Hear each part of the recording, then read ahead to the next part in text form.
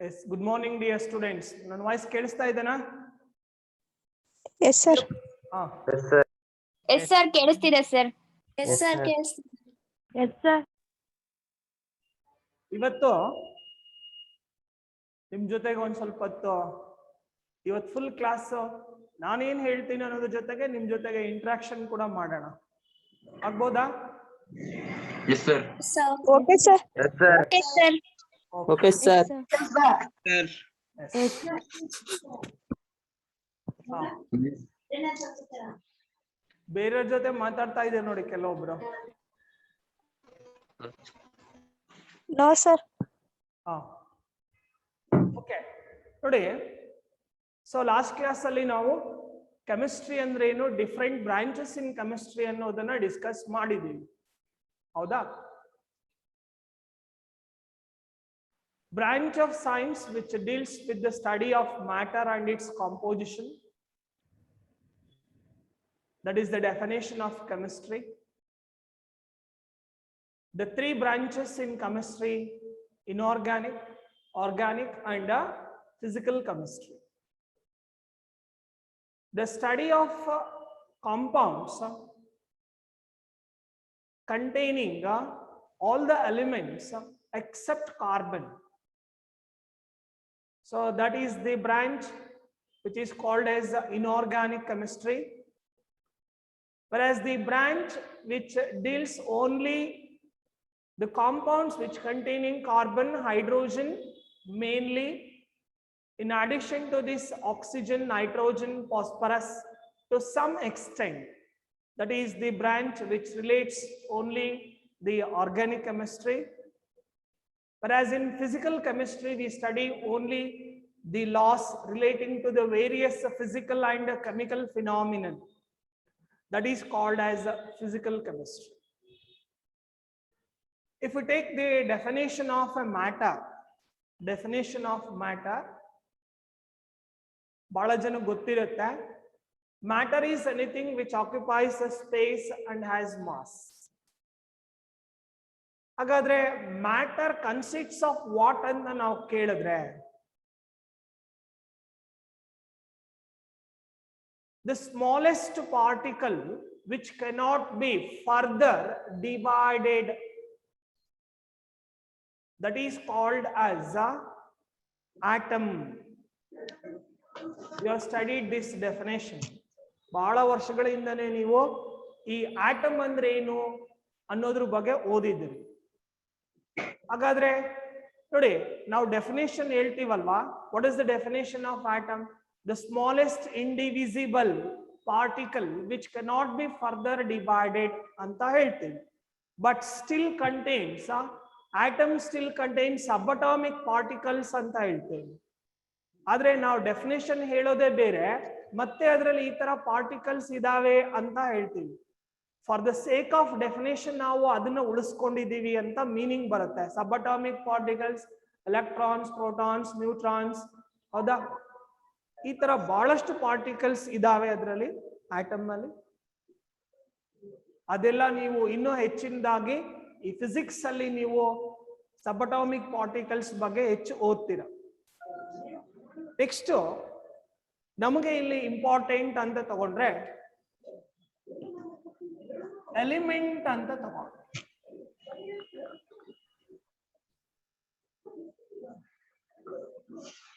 Element. What is element? Element ಅಂದ್ರೆ ಏನಪ್ಪಾ? It is the pure substance, the pure substance containing identical atoms. ನೋಡಿ, ಯಾರೋ ಮಾತಾಡ್ತಾ ಇದ್ದೀರಿ, ನೀವೇನಾದ್ರೂ ಡಿಸ್ಟರ್ಬ್ ಮಾಡಿದ್ರೆ ಅಂತವ್ರನ್ನ ನಾವು ಗ್ರೂಪ್ ಇಂದ, ಈ ಕ್ಲಾಸ್ ಇಂದ ನಾವು ರಿಮೂವ್ ಮಾಡ್ತೇವೆ. ಒಂದು, ಆಮೇಲೆ ಮೆಸೇಜ್ ಮಾಡ್ತಾ ಇದ್ದೀರಿ, ಕೆಲವೊಬ್ರು ಚಾಟ್ ಮಾಡ್ತಾ ಇದ್ದೀರಿ ಮೆಸೇಜ್ ಅಲ್ಲಿ, ಹೌದಾ? ಸೊ ಆ ತರದ್ದೆಲ್ಲ ನೀವು ಸ್ಟಾಪ್ ಮಾಡಬೇಕು. ನೀವು ಇದೇ ತರ ಕಂಟಿನ್ಯೂ ಮಾಡಿದ್ರೆ ಅಂತವ್ರು ಯಾರ್ಯಾರು ಏನೇನಂತೇಳಿ ನಮ್ಗೊಂದು ಲಿಸ್ಟ್ ಬರುತ್ತೆ. ಅಲ್ಲಿ ಏನೇ ಚಾಟ್ ಮಾಡಿದ್ರು ಅದೆಲ್ಲ ಬರುತ್ತೆ. ಅಂತವ್ರನ್ನ ನಾವೇನ್ ಮಾಡ್ತೀವಿ ಅಂದ್ರೆ ಗ್ರೂಪ್ ಇಂದ ಹೊರಗಡೆ ಹಾಕ್ತೀವಿ. ಹೌದಾ, ಬೇರೆಯವ್ರ ಜೊತೆ ನಗೋದು ಆ ತರ ಎಲ್ಲ ಮಾಡಿದ್ರೆ, ಕ್ಲಾಸಿಗೆ ಡಿಸ್ಟರ್ಬ್ ಮಾಡಿದ್ರೆ ಅಂತವ್ರನ್ನ ನಾವು ಕ್ಲಾಸಿಂದ ಹೊರಗಡೆ ಹಾಕ್ತೀವಿ.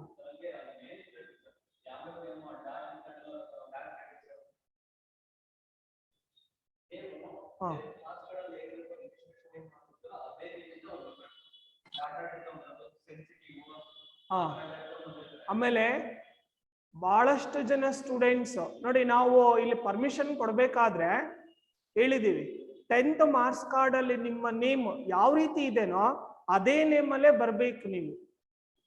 ನೆಕ್ಸ್ಟ್ ನೀವು ಬೇರೆ ಬೇರೆ ನೇಮ್ ಇಟ್ಕೊಂಡು ಬಂದ್ರೆ ಆಯ್ತಾ, ಅಂತವ್ರನ್ನ ನಾವು ಅಲೋ ಮಾಡಲ್ಲ. ಬೇರೆ ಬೇರೆ ನೇಮ್, ಫಾರ್ ಎಕ್ಸಾಂಪಲ್ ಯಾರೋ ಸೆನ್ಸಿಟಿವ್ ಅಂತೆ, ಹೌದಾ, ಆ ತರದವೆಲ್ಲ ಇಲ್ಲಿ ಇಟ್ಕೋಬೇಡಿ. ಹೌದಾ, ಅವೆಲ್ಲ ಇಟ್ಕೊಳ್ಳೋ ಜಾಗ ಬೇರೆ ಇರುತ್ತೆ, ಅಲ್ಲಿ ಇಟ್ಕೊಳ್ಳೋ ಅಂತ್ರಿ, ಇಲ್ಲಿ ಬೇಡ ಅವು. ಅರ್ಥ ಆಯ್ತಾ? ಸೊ ನಿಮ್ಮ 10th ಮಾರ್ಕ್ಸ್ ಕಾರ್ಡ್ ಅಲ್ಲಿ ಯಾವ ರೀತಿ ಇದೆನೋ ಅದೇ ನೇಮ್ ಅಲ್ಲಿ ಬಂದ್ರೆ ಮಾತ್ರ ನಿಮಗೆ ಅಲೋ ಮಾಡ್ತೀವಿ. ಇಲ್ಲ ಅಂದ್ರೆ ಇವತ್ತು ಒಂದಿನ ಮಾತ್ರ ಅಲೋ ಮಾಡಿದ್ದಾರೆ, ನೆಕ್ಸ್ಟ್ ಕ್ಲಾಸ್ ಇಂದ ಅಂತವ್ರನ್ನ ನಾವು ಗ್ರೂಪ್ ಇಂದ ತೆಗಿತೀವಿ.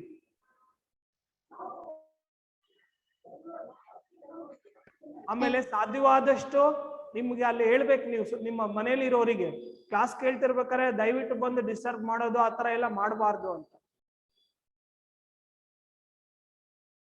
ಸೊ ನಿಮ್ಮ SSLC ಮಾರ್ಕ್ಸ್ ಕಾರ್ಡ್ ಅಲ್ಲಿ 10th ಮಾರ್ಕ್ಸ್ ಕಾರ್ಡ್ ಅಲ್ಲಿ ಯಾವ ನೇಮ್ ಇದೆನೋ ಅದೇ ನೇಮ್ ಇಂದ ಬಂದು ನೀವು ಇಲ್ಲಿ ಲಾಗಿನ್ ಆಗ್ಬೇಕು. ಅರ್ಥ ಆಯ್ತಾ? ಓಕೆ, ನೋಡಿ ಎಲಿಮೆಂಟ್ ಅಂತ ತಗೊಂಡ್ರೆ it is the pure substance containing identical atoms. ಏನಪ್ಪಾ ಹಾಗಂದ್ರೆ, what is the meaning of this? So if you take hydrogen,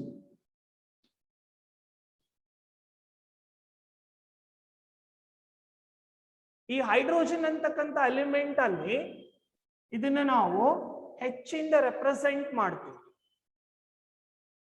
ಈ H ಅಂತಕ್ಕಂಥದ್ದು ಏನನ್ನ ರೆಪ್ರೆಸೆಂಟ್ ಮಾಡುತ್ತೆ? It is called as the symbol ಅಂತ ಹೇಳ್ತಾರೆ.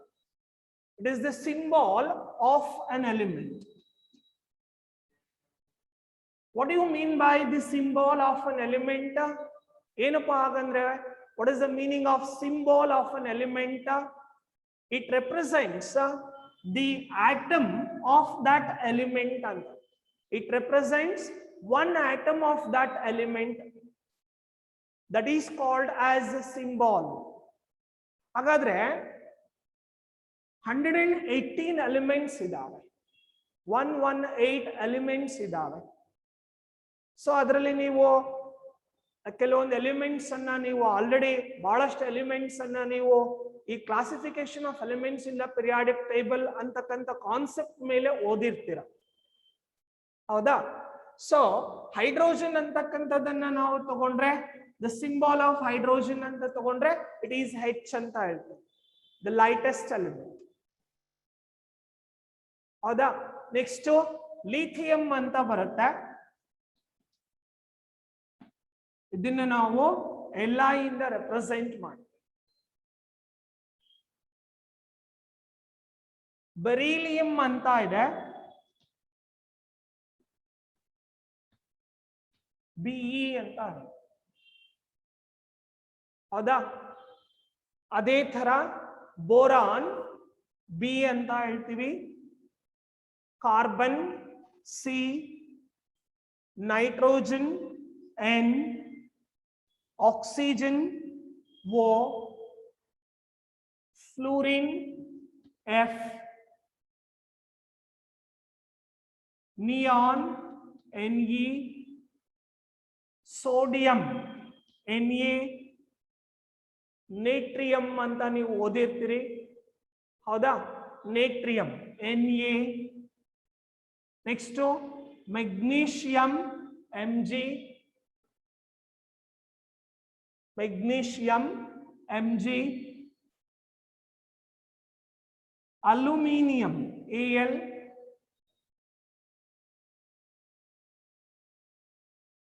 next silicon Si, sulfur S. Phosphorus, P. Chlorine, symbol of chlorine Cl. Cl. Argon, Ar. Calcium. Kalium, potassium anta ಹೇಳ್ತೀವಿ. It is represented as a K. K. Yes. Next, calcium, Ca. Ka. Chloride. ಹೌದಾ? Calcium ಆದ್ಮೇಲೆ ನೋಡಿ, ಕೆಲವೊಂದು elements ಅನ್ನ ನಾನು ಬರೀತೇನೆ ಇವಾಗ. ಅವು already ನಿಮಗೆ ಗೊತ್ತಿದ್ದಾವೆ. ಆ ಎಲಿಮೆಂಟ್ಸ್ ಅನ್ನ ನಾವು ಇವಾಗ ಸದ್ಯದ ಮಟ್ಟಿಗೆ ತಿಳ್ಕೊಬೇಕಾಗತ್ತೆ. ಅವುಗಳ ಫಾರ್ಮುಲಾ ಅಂದ್ರೆ ಸಿಂಬಲ್ ಆಫ್ ದಟ್ ಎಲಿಮೆಂಟ್ ಅದು ಬೇಕಾಗುತ್ತೆ. For example Fe, iron. Iron sir. S. Ferrous ಅಂತ ಹೇಳ್ತೀವಿ, ಐರನ್ ಅಂತ ಹೇಳ್ತೀವಿ, ಹೌದಾ? Next Cu, Copper. ಕಾಪರ್, ಹೌದಾ? Mn, Manganese. Manganese, manganese. Next Cr, Chromium. Chromium. Zn, Zinc. zinc, ಹೌದಾ? Sr, strontium. ಸ್ಟ್ರಾನ್ಸಿಯಂ, Calcium, sir. Strontium, sir. ಸ್ಟ್ರಾನ್ಸಿಯಂ. Calcium. Yes. Next, Ba, Barium. Barium, ಹೌದಾ? Barium. So ಈ ತರ್ತಕ್ಕಂಥ elements ಇನ್ನೊಂದು ಸ್ವಲ್ಪ ಜೊತೆಗೆ Br, Bromine. ನೋಡಿ, ಈ ಕೆಮಿಸ್ಟ್ರಿನಲ್ಲಿ ನಾನು ನಿನ್ನೆ ಕ್ಲಾಸಲ್ಲಿ ಹೇಳ್ತಾ ಇದ್ದೆ ಬೇಸಿಕ್ಸ್ ಅಂತ. ಈ ಬಹಳ ಜನಕ್ಕೆ ಹಂಗಂದ್ರೇನು ಅಂತ ಈಗ ನೀವು ಆನ್ಸರ್ ಮಾಡಿದ್ರಲ್ಲ, ಡಿಫರೆನ್ಸ್ ಹೆಂಗಿರುತ್ತೆ ಅನ್ನೋದಕ್ಕೆ ಹೇಳ್ತಾ ಇದ್ದೀನಿ ನಾನು. ಡಿಫರೆನ್ಸ್ ಏನೇನಿದೆ, ಬೇಸಿಕ್ಸ್ ಅಂದ್ರೆ ನಾವು ಏನ್ ತಿಳ್ಕೋಬೇಕು, ಏನ್ ಗೊತ್ತಿರ್ಬೇಕು, ಏನ್ ಓದ್ಕೊಂಡಿರ್ಬೇಕು ಅನ್ನೋದು.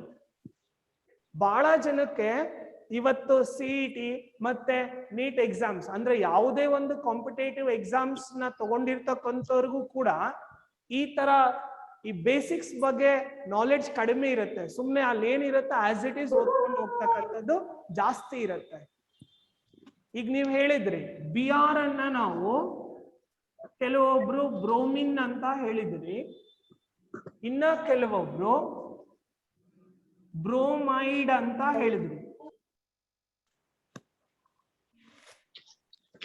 ಕೆಲವೊಬ್ರು ಬ್ರೋಮಿನ್ ಅಂತ ಹೇಳಿದ್ರಿ, ಇನ್ನ ಕೆಲವೊಬ್ರು ಬ್ರೋಮೈಡ್ ಅಂತ ಹೇಳಿದ್ರಿ. ಬ್ರೋಮೈಡ್ಗೂ ಬ್ರೋಮಿನ್ಗೂ ಏನು ವ್ಯತ್ಯಾಸ? What is the difference between this bromine and bromide? ಒಂದು ಬಹಳ simple question. Yes, anybody can tell me the difference between the bromine and bromide? ಯಾರಿಗೆ ಗೊತ್ತಿದೆ ಹೇಳಿ.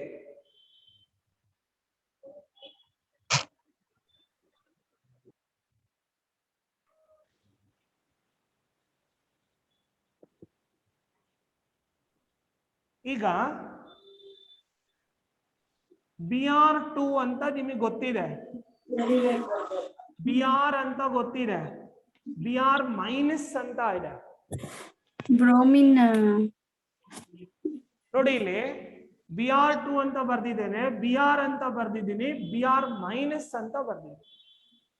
ಈ ಮೂರಲ್ಲಿ ಬ್ರೋಮಿನ್ ಯಾವುದು? Br. BR. BR ಏನು? ಆಯ್ತು, ಓಕೆ. ಈಗ ಬಹಳ ಜನ ಹೇಳ್ತಾ ಇದ್ದಾರೆ BR ಅಂತ. ಹಾಗಾದ್ರೆ BR2 ಅಂದ್ರೇನು? ಬ್ರೋಮೈಡ್. BR ಮೈನಸ್ ಅಂದ್ರೆ Pro.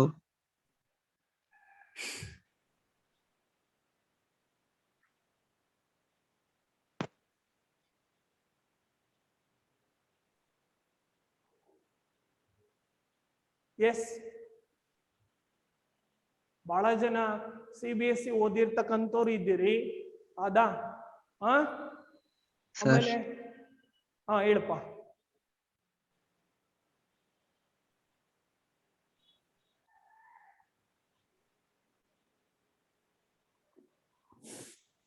ನೋಡಿ ಇಲ್ಲಿ ನಾನು ಹೇಳ್ತೇನೆ, ಈಗ ಬ್ರೋಮಿನ್ ಅಂತ ಹೇಳ್ತೀವಲ್ಲ BR2, this is bromine molecule ಅಂತ ಹೇಳ್ಬೇಕು. ಹಾಗಾದ್ರೆ BR ಇದ್ರೆ ಆಗ್ಲೂ ಕೂಡ ನಾವು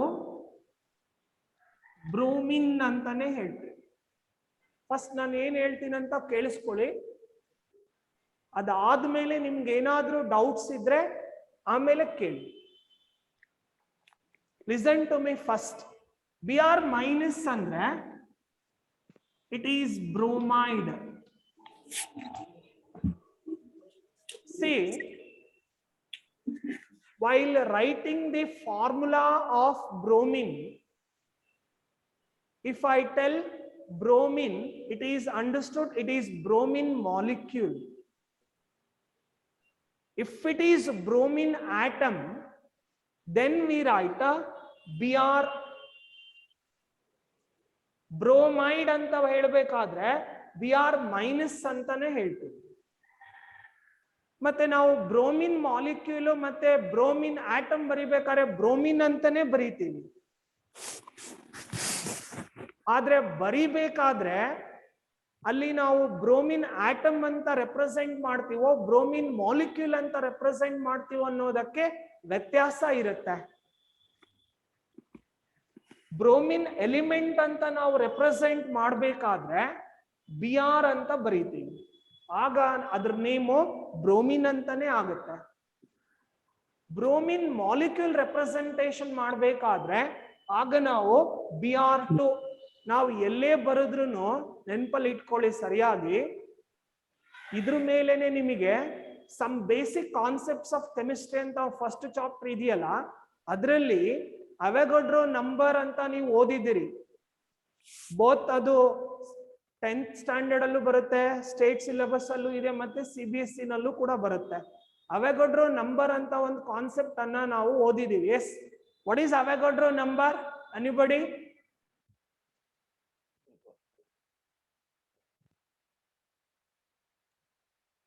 ಯಾರಾದ್ರೂ ಹೇಳ್ತೀರಾ ಅವೊಗಡ್ರೋ ನಂಬರ್ ಅಂದ್ರೆ ಏನು ಅಂತ?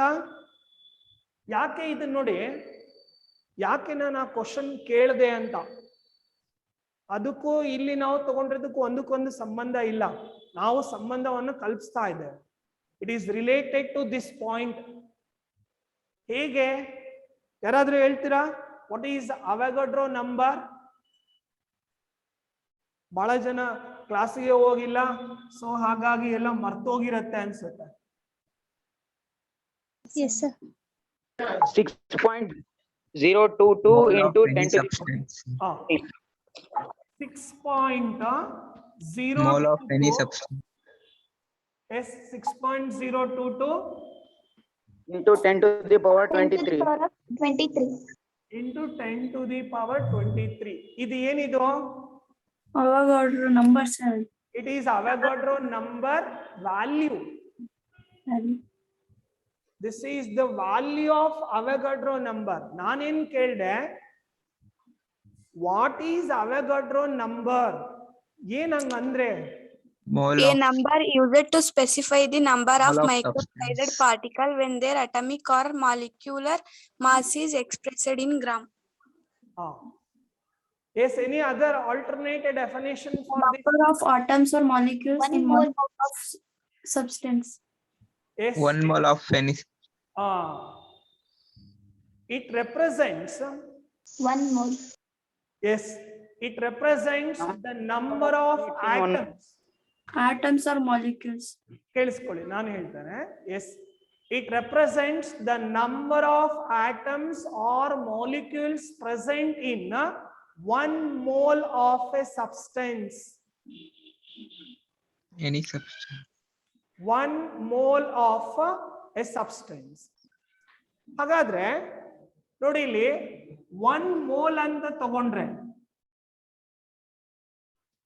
ಇದ್ರ ಮೇಲೇನೆ ನಿಮಗೆ, ಈಗ ನಾನು ಹೇಳಿದ್ನಲ್ಲ ಅವೆಗೌಡ್ರ ನಂಬರ್ ಮೇಲೇನೆ ನಿಮ್ಮ ಎಂಟ್ರೆನ್ಸ್ ಅಲ್ಲಿ ಸುಮಾರು ಸಾರಿ ಕ್ವಶನ್ಸ್ ಬಂದಿದೆ. ಆ ನಂಬರ್ ಆಫ್ ಆಟಮ್ಸ್ ಅನ್ನ ಕ್ಯಾಲ್ಕುಲೇಟ್ ಮಾಡೋದು, ನಂಬರ್ ಆಫ್ ಮಾಲಿಕ್ಯೂಲ್ಸ್ ಅನ್ನ ಕ್ಯಾಲ್ಕುಲೇಟ್ ಮಾಡಬಹುದು, ಹೌದಾ? ಸೊ ಈ ತರ್ತಕ್ಕಂಥ ಪಾಯಿಂಟ್ಸ್ ನಿಮ್ಗೆ ಬಹಳಷ್ಟು ಅಂದ್ರೆ ಕ್ವಶನ್ಸ್ ಬಹಳಷ್ಟು ಬಂದಿದಾವೆ ಎಂಟ್ರೆನ್ಸ್ ಅಲ್ಲಿ. ನಿಮ್ ಸೀನಿಯರ್ಸ್ ಅಥವಾ ನಿಮ್ಮ ಅಣ್ಣಂದ್ರೆ ಯಾರ ಇದ್ರೆ ಅಕ್ಕಂದ್ರೆ ಯಾರು ಇದ್ರೆ ಬೇಕಾದ್ರೆ ಕೇಳಿ ಅವರಿಗೆ, ಆಯ್ತಾ? ನೋಡಿ, ಇದನ್ನೇ ನಾನು ಇಲ್ಲಿ ರಿಲೇಟ್ ಮಾಡ್ತಾ ಇದ್ದೀನಿ. ಏನು 1 ಮೋಲ್ ಅಂದ್ರೆ, 1 ಮೋಲ್ ಅಂತ ತಗೊಂಡ್ರೆ what is the meaning of 1 mole? 1 gram. 1 mole ಅಂದ್ರೆ 1 ಗ್ರಾಮ್ ಅಲ್ಲ. Weight of atom. See, it is the first mole ಅಂತಂದ್ರೆ ಏನಂತ ತಗೋಣ, ಆಮೇಲೆ 1 mole ಅಂದ್ರೆ ಏನಂತ ತಗೋಣ. What do you mean by, or what is meant by a mole? Mole ಅಂದ್ರೆ ಏನು? Basic unit of measurements. Basic units used to measure Substance. in chemistry. ಈಗ ನಾವು ಮಾಸ್ ಅನ್ನ ಕೆಜಿ ನಲ್ಲಿ ಹೇಗೆ ಮೆಜರ್ ಮಾಡ್ತೀವಿ, ಗ್ರಾಮ್ಸ್ ಅಲ್ಲಿ ಮೆಜರ್ ಮಾಡ್ತೀವಿ, ಹೌದಾ? ವಾಲ್ಯೂಮ್ ಅಂತ ತಗೊಂಡಾಗ ಡಿಫ್ರೆಂಟ್ ಯೂನಿಟ್ಸ್ ಇದೆ. ಮಿಲಿಮೀಟರ್ ಅಲ್ಲಿ ಮೆಜರ್ ಮಾಡ್ತೀವಿ, ಸೆಂಟಿಮೀಟರ್ ಅಲ್ಲಿ ಮೆಜರ್ ಮಾಡ್ತೀವಿ, ಹೌದಾ? ಲೀಟರ್ಸ್ ಅಲ್ಲಿ ಮೆಜರ್ ಮಾಡ್ತೀವಿ, ಡೆಸಿಮೀಟರ್ ಡಿಎಂ ಕ್ಯೂಬ್ ಅಂತ ಹೇಳ್ತೀವಿ, ಹೌದಾ? ಸಿಸಿ ಕ್ಯೂಬಿಕ್ ಸೆಂಟಿಮೀಟರ್ ಅಂತ ಹೇಳ್ತೀವಿ. ಸೊ ಈ ತರ ಡಿಫ್ರೆಂಟ್ ಯೂನಿಟ್ಸ್ ಏನಿದಾವೆ, ವಾಲ್ಯೂಮ್, ಮಾಸ್, ಲೆಂತ್, ಅದೇ ತರ ಕೆಮಿಸ್ಟ್ರಿನಲ್ಲಿ ಮೋಲ್ ಅಂತಕ್ಕಂಥದ್ದು it is the unit use to measure the substance, mass of the substance. ಅದನ್ನ ನಾವು ಬರೀ ಮಾಸ್ ಅಂತ ಹೇಳಲ್ಲ, ಅದನ್ನ ಬೇರೆ ರೂಪದಲ್ಲಿ ಹೇಳ್ತಾರೆ. ಏನು 1 mole ಆಫ್ ದ ಸಬ್ಸ್ಟೆನ್ಸ್ ಅಂತ ತಗೊಂಡ್ರೆ it is that mass of the substance, whether it may be it is related to atom or molecule, which contains Avogadro number of atoms or molecules anta ಹೇಳ್ತೀವಿ. 1 mole ಅಂತಕ್ಕಂಥದ್ದು ಏನಪ್ಪಾ ಅಂದ್ರೆ it is the mass of that substance which contains Avogadro number of atoms or molecules ಅಂತ ಹೇಳ್ತೀವಿ. ಈಗ ನಾನು ಬಹಳ simplest ವೇನಲ್ಲಿ ಇದನ್ನ ಅರ್ಥ ಮಾಡಿಸೋದಾದ್ರೆ ಹೈಡ್ರೋಜನ್ ತಗೋಣ. ಇಲ್ಲೇ ಇದೆ ಬೋರ್ಡ್ ಮೇಲೆ ಹೈಡ್ರೋಜನ್. ನೀವು 1 mole ಆಫ್ ಹೈಡ್ರೋಜನ್ ಅಂತ ಬರೆದ್ರೆ ನೋಡಿ, ಇಲ್ಲಿ 1 mole ಆಫ್ ಹೈಡ್ರೋಜನ್ ಅಂತ ಬರೆದ್ರೆ it contains 6.022 into 10⁻23 molecules of hydrogen.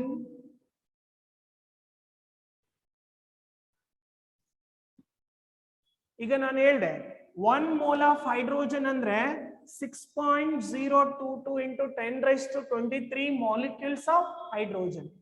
ಅದೇ ನೀವು 1 mole ಆಫ್ ಹೈಡ್ರೋಜನ್ ಆಟಮ್ ಅಂದ್ರೆ,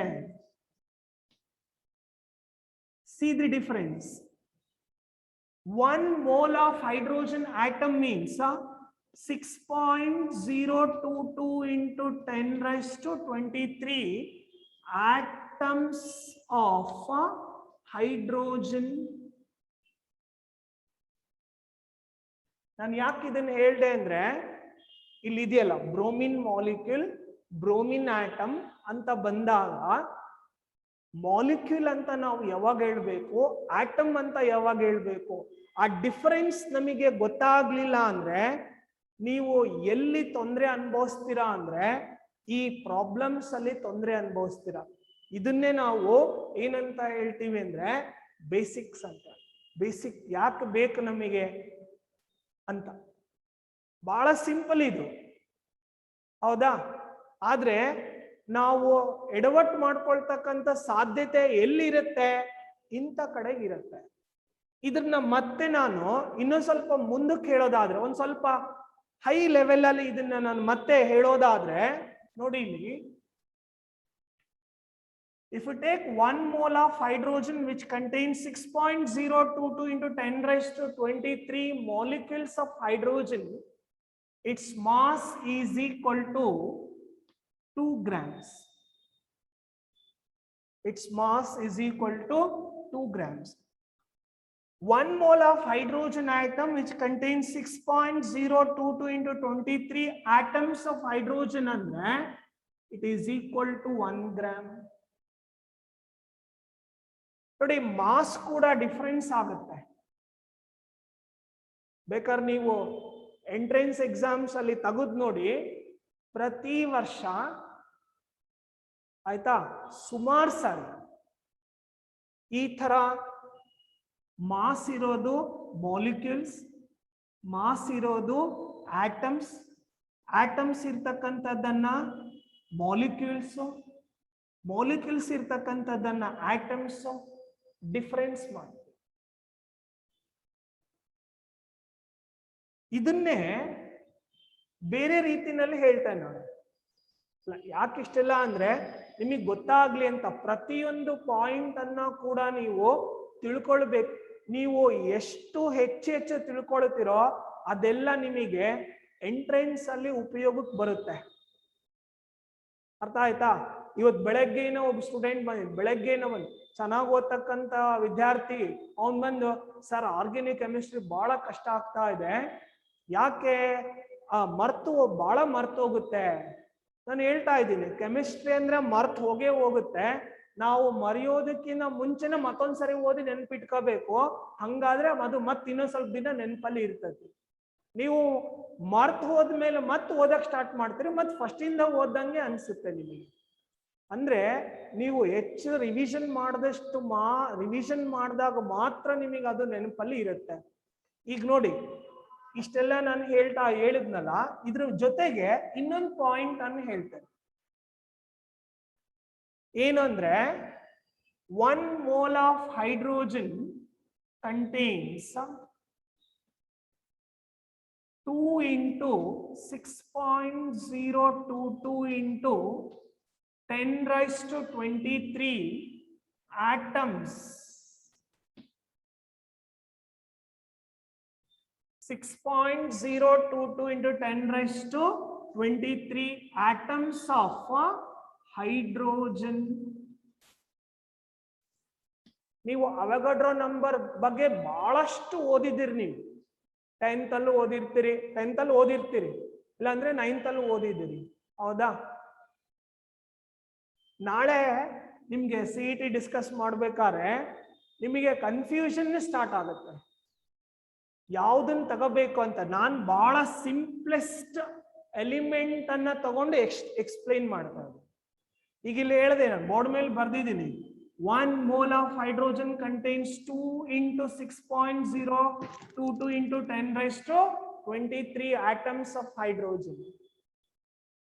ಅಂದ್ರೆ ಇದೆಲ್ಲ ಏನಂದ್ರೆ ನಾನು ಹೇಳಿದ್ನಲ್ಲ, ಈಗ ಹೈಡ್ರೋಜನ್ ಅಂತ ತಗೊಂಡಾಗ H2 ಅಂತ ತಗೊಳ್ತೀವಿ, H ಅಂತ ತಗೊಳ್ತೀವಿ, H minus, H plus.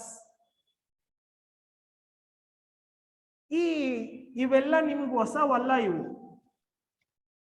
You are all familiar with these formula. ಈಗ ನಾನು ಬೋರ್ಡ್ ಮೇಲೆ ಬರ್ದಿರೋದು, ನೀವು ಸಿಂಬಲ್ ಅಂತ ಕರ್ಕೊಳ್ಳಿ ಅಥವಾ ಫಾರ್ಮುಲಾ ಅಂತ ಕರ್ಕೊಳ್ಳಿ. ಫಾರ್ಮುಲಾ ಅಂತಾನೆ ನಾನು ಹೇಳ್ಬಹುದು, ಹೌದಾ? H2 ಅಂತ ಬಂದ್ರೆ it is hydrogen, hydrogen molecule. H ಅಂತ ಬಂದಾಗ hydrogen atom. Yes, can anybody tell what is this H minus? What is the name of this ion? Name of this H minus.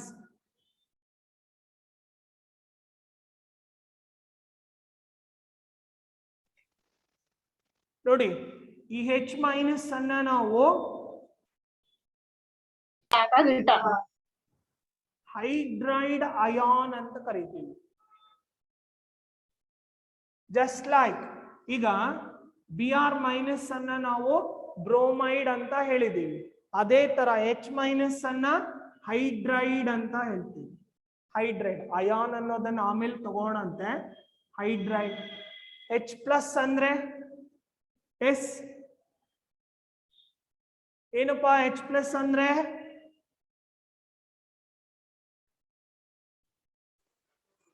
hydrogen ion. Hydrogen ion. ಇದನ್ನ ನಾವು proton ಅಂತ ಹೇಳ್ತೀವಿ. Hydrogen ion.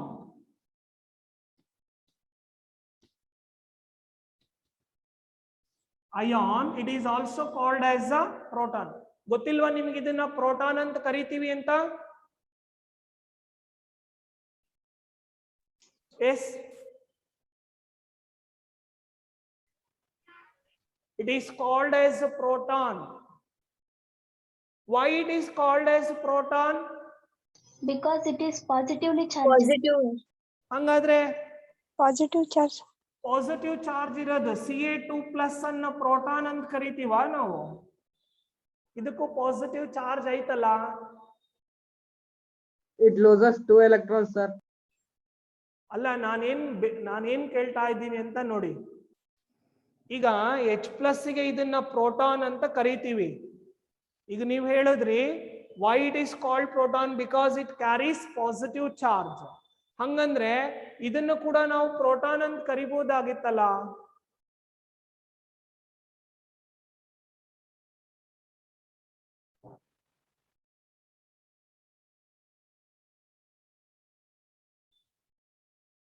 ಓದಿದಿರಲ್ಲ ನೀವು lower class ಅಲ್ಲಿ?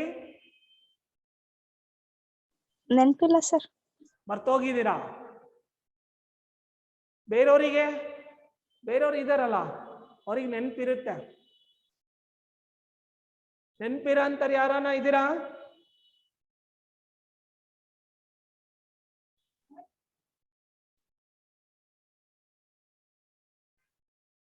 ನೋಡಿ, why it is called as a proton? Positive charge ಅನ್ನೋದು ಬೇರೆ. ನೋಡಿ, ಹೈಡ್ರೋಜನ್ ಅಂದ್ರೆ ಇದರಲ್ಲಿ ಎಷ್ಟು ಎಲೆಕ್ಟ್ರಾನ್ಸ್ ಇರ್ತಾವೆ? ಅಟಾಮಿಕ್ ನಂಬರ್ ಅಂತ ನೀವು ಓದಿದ್ದೀರಿ. ಎಷ್ಟು? 1 sir. 1 sir. ಹಾ, 1 sir. 1 atomic number. Atomic number ಅಂದ್ರೆ ಏನು? The number of protons or electrons present in an atom. The number of protons or electrons present in an atom. ಹಾಗಾದ್ರೆ ಇದರಲ್ಲಿ ಎಷ್ಟು ಎಲೆಕ್ಟ್ರಾನ್ಸ್ ಇದಾವೆ? 1 sir. 1. ನಾವು ಏನ್ ಮಾಡೋಣ, 1 sir. ಒಂದೇ ಎಲೆಕ್ಟ್ರಾನ್ ಇದೆ, ಹೌದಾ? ಎಷ್ಟು ಪ್ರೋಟಾನ್ಸ್ ಇದೆ? 1. 1 ಪ್ರೋಟಾನ್ ಇದೆ. ಈಗ ಇದರಲ್ಲಿ ಎಸ್ ಒಂದ್ ಎಲೆಕ್ಟ್ರಾನ್ ಅನ್ನ ತೆಗೆದು ಬಿಟ್ರೆ ಏನ್ ಬರುತ್ತೆ? 1 proton. 1 ಪ್ರೋಟಾನ್ ಮಾತ್ರ ಉಳಿಯುತ್ತೆ. ಒಂದೇ ಪ್ರೋಟಾನ್ ಉಳಿಯುತ್ತೆ. ಹಾಗಾಗಿ ನಾವು ಇದನ್ನ ಏನಂತ ಕರೆದಿರೋದು? 1 proton. Proton. Not, of course it carries positive charge. Positive charge ಇರ್ತಕ್ಕಂಥವು ಎಲ್ಲವನ್ನು ನಾವು ಪ್ರೋಟಾನ್ ಅಂತ ಕರೆಯಲ್ಲ. It does not contains, this H plus does not contains any electron. It has only 1 proton. ಆ ಕಾರಣಕ್ಕೆ ನಾವು ಇದನ್ನ ಪ್ರೋಟಾನ್ ಅಂತ ಕರಿತೀವಿ. Ca2 ಪ್ಲಸ್ ಅನ್ನ ಪ್ರೋಟಾನ್ ಅಂತ ಕರೆಯಲ್ಲ. ಅರ್ಥ ಆಯ್ತಾ? ಗೊತ್ತಿರ್ಬೇಕಷ್ಟೇ. ಇವು ನಮಗೆ ಯೂಸ್ ಆಗ್ತವೆ. ಈಗ ನಾನು ಎಲಿಮೆಂಟ್ ಅಂತ ಡೆಫಿನೇಷನ್ ಹೇಳಕ್ ಹೋಗಿ ಇಷ್ಟೆಲ್ಲ ಹೇಳಬೇಕಾದಂತ ಪರಿಸ್ಥಿತಿ ಬಂತು. ಏನಪ್ಪಾ ಎಲಿಮೆಂಟ್ ಅಂದ್ರೆ? ಹಾಗಾದ್ರೆ it is the pure substance containing only identical atoms. ಹಾಗಾದ್ರೆ ಬಹಳಷ್ಟು ಎಲಿಮೆಂಟ್ಸ್ ಇದಾವೆ. 118 118 ಎಲಿಮೆಂಟ್ಸ್ ಇದಾವೆ.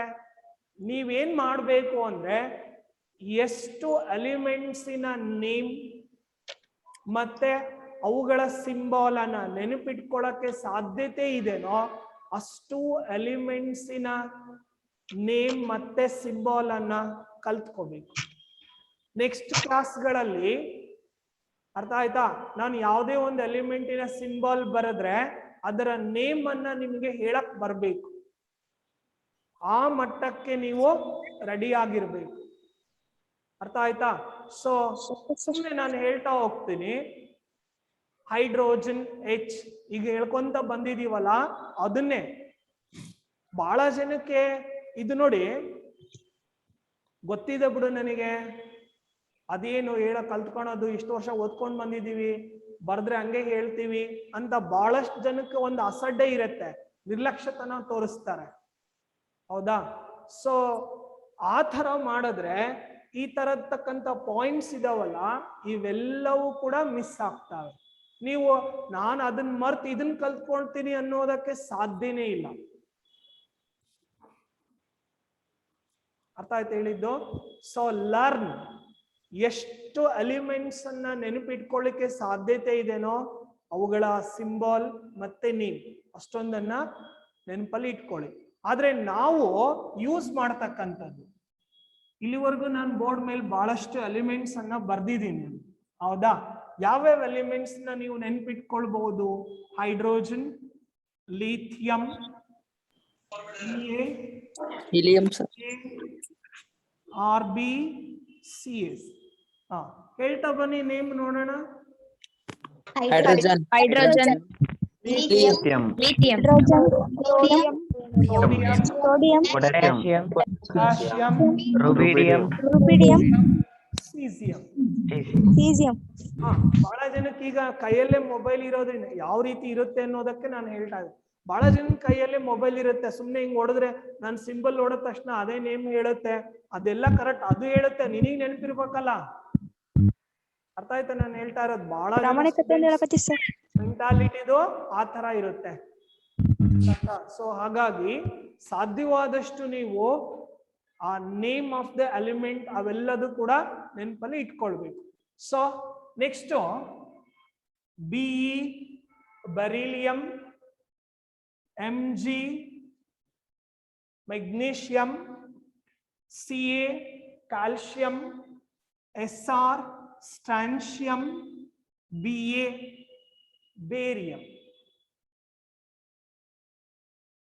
ನೋಡಿ, C carbon, nitrogen, oxygen, fluorine,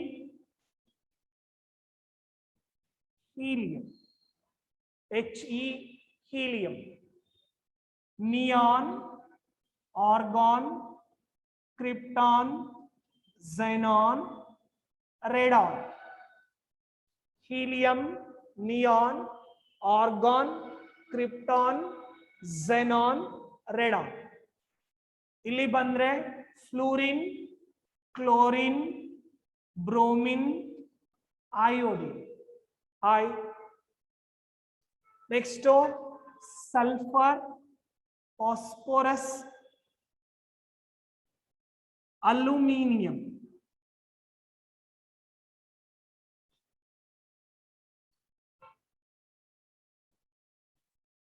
Cr, chromium, Mn, manganese, Fe, iron. Next, nickel, cobalt, zinc. ನಾನು ಇಲ್ಲಿ ಬೋರ್ಡ್ ಮೇಲೆ ಬರ್ದಿದ್ದೀನಲ್ಲ, ಈ ಇಷ್ಟು ಎಲಿಮೆಂಟ್ಸ್ ನ ನೇಮ್ ನಿಮಗೆ ಗೊತ್ತಿರ್ಲಿ, ಅವುಗಳ ಫಾರ್ಮುಲಾ ಇಷ್ಟು ಗೊತ್ತಿದ್ರೆ ನೀವು ಹೆಚ್ಚು ಕಡಿಮೆ ಈ ಫಸ್ಟ್ PUC ಮತ್ತೆ ಸೆಕೆಂಡ್ PUC ನಲ್ಲಿ ಬರ್ತಕ್ಕಂಥದ್ದನ್ನ ತುಂಬಾ ಈಸಿಯಾಗಿ ಕಲಿಬಹುದು. ಫಾರ್ಮುಲಾ ಇರ್ಬೋದು, ಮತ್ತೆ ಅದಕ್ಕೆ ಸಂಬಂಧಪಟ್ಟಿರ್ತಕ್ಕಂಥವು ಏನಾನ ಇದ್ರೆ ಅವುಗಳನ್ನ ನೀವು ತುಂಬಾ ಈಸಿಯಾಗಿ ಕಲ್ತ್ಕೊಳ್ತೀವಿ. ಸೊ ಕೊನೆ ಪಕ್ಷ ಇಷ್ಟಾದ್ರೂ ನಿಮಗೆ ಕಂಪಲ್ಸರಿ ಗೊತ್ತಿರ್ಬೇಕು, ಇಷ್ಟು ಎಲಿಮೆಂಟ್ಸ್ ಆದ್ರೂ ನಿಮಗೆ ಕಂಪಲ್ಸರಿ ಗೊತ್ತಿರ್ಬೇಕು. ಇದಕ್ಕಿಂತ ಜಾಸ್ತಿ ತಿಳ್ಕೊಂಡಿದ್ರೆ ಇನ್ನೂ ಒಳ್ಳೆಯದು. ಅರ್ಥ ಆಯ್ತಾ? ಸೊ ಇವತ್ತಿನ ಕ್ಲಾಸ್ ಅಲ್ಲಿ ನಾವು ಎಲಿಮೆಂಟ್ ಅಂದ್ರೇನು, ಯಾವ್ಯಾವ ಎಲಿಮೆಂಟ್ಸ್ ನ ಸಿಂಬಲ್ ಏನೇನಿರುತ್ತೆ ಅನ್ನೋದ್ರ ಬಗ್ಗೆ ಡಿಸ್ಕಸ್ ಮಾಡಿದೀವಿ. ಓಕೆನಾ?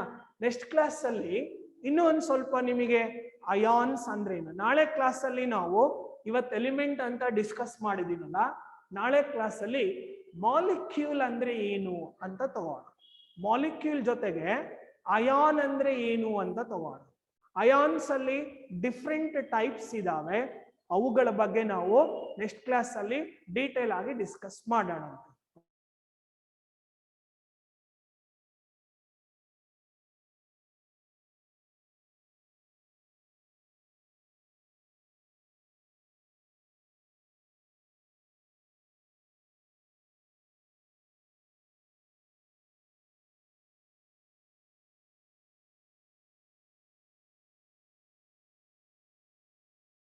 ಈಗ ನೋಡಿ, ಬಹಳ ಜನ ಕೆಲವೊಬ್ರು ಅಲ್ಲಿ ಮೆಸೇಜ್ ಮಾಡ್ತಾ ಇದ್ದೀರಿ, ಏನಪ್ಪ ಮೆಸೇಜ್ ಅಂದ್ರೆ ಡೆಫಿನೇಷನ್ ಅರ್ಥ ಆಗಿಲ್ಲ ಅಂತ. ಇವತ್ತಿಂದ ಆಯ್ತು, ನೆಕ್ಸ್ಟ್ ಕ್ಲಾಸಿಂದ ಅಂದ್ರೆ ನಾಳೆ ಕ್ಲಾಸಿಂದ ನೀವೇನ್ ಮಾಡ್ಬೇಕು, ಯಾರಿಗೆ ಅರ್ಥ ಆಗಿರಲ್ವೋ, ಯಾರಿಗೆ ಡೆಫಿನೇಷನ್ ಗೊತ್ತಾಗಿರಲ್ವೋ, ಯಾರಿಗೆ ಯಾವ ಪಾಯಿಂಟ್ ಗೊತ್ತಿರಲ್ಲೋ ಅವ್ರೇನ್ ಮಾಡ್ಬೇಕು, ಹ್ಯಾಂಡ್ ರೈಸ್ ಮಾಡ್ಬೇಕು. ನೀವು ಹ್ಯಾಂಡ್ ರೈಸ್ ಮಾಡಿರೋದು ನಮಗೆ ಕಾಣಿಸುತ್ತೆ, ಇಲ್ಲಿ ಗೊತ್ತಾಗುತ್ತೆ. ಅಂಥವ್ರಿಗೆ ಮಾತ್ರ ನಾವು ಮಾತಾಡ್ಲಿಕ್ಕೆ ಅವಕಾಶ ಕೊಡ್ತೀವಿ, ಅವರು ಅನ್ಮ್ಯೂಟ್ ಮಾಡ್ಕೊಂಡು ಮಾತಾಡ. ಆಯ್ತಾ?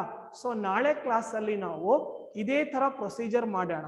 ಅರ್ಥ ಆಯ್ತಾ? ಏನಾಗುತ್ತೆ, ಸುಮ್ಮನೆ ಎಲ್ಲರೂ ಒಂದೇ ಸರಿ ಕೂಗಾಡೋದಾಗುತ್ತೆ. ಆಯ್ತಾ? ಸೊ ಹಾಗಾಗಿ ಯಾವುದೇ ಕಾರಣಕ್ಕೂ ಮೆಸೇಜ್ ಮಾಡಬಾರ್ದು, ನಿಮ್ ಫ್ರೆಂಡ್ ಜೊತೆ ಚಾಟ್ ಮಾಡೋದು ಆ ತರ ಎಲ್ಲ ಮಾಡಬಾರ್ದು. ನಿಮಗೇನಾದ್ರೂ ಡೌಟ್ ಇದ್ರೆ ಹ್ಯಾಂಡ್ ರೈಸ್ ಮಾಡಿ, ಅಲ್ಲಿ ನಮಗೆ ಕಾಣಿಸುತ್ತೆ, ಅಂಥವ್ರಿಗೆ ನಾವು ಅನ್ಮ್ಯೂಟ್ ಮಾಡ್ಕೊಂಡು ಮಾತಾಡಿ ಅಂತ ಹೇಳ್ತೀವಿ, ಅವ್ರು ಮಾತ್ರ ಮಾತಾಡ್ಬೇಕು. ಅರ್ಥ ಆಯ್ತಾ? Okay, thanks for joining.